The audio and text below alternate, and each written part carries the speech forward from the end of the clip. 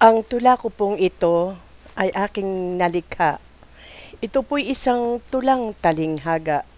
Inyo po sana itong maunawaan, lalong-lalo na po sa ating mga mahal sa buhay na naroroon sa malalayong iba't ibang mga bayan. Narito po ang aking maiksing tula.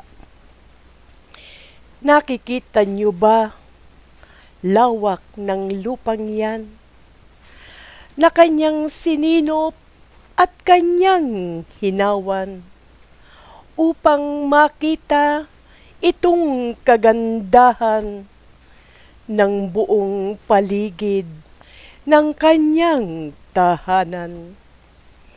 Kahit nananakit, paltos na ang palad, di alintana ang lahat ng hirap, ligaya ng puso na kanyang mamalas, ang buong paligid maayos ng lahat.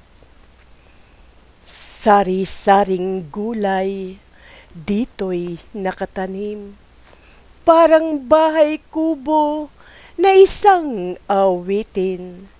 Dinaig pa yata may punong prutas din, may alagang hayop, bulaklakang hardin.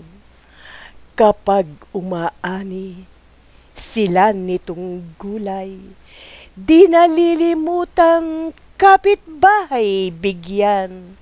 Ganyan ang ugali kay ganda ng asal, biyaya ng Diyos, binahagi naman. Salamat po.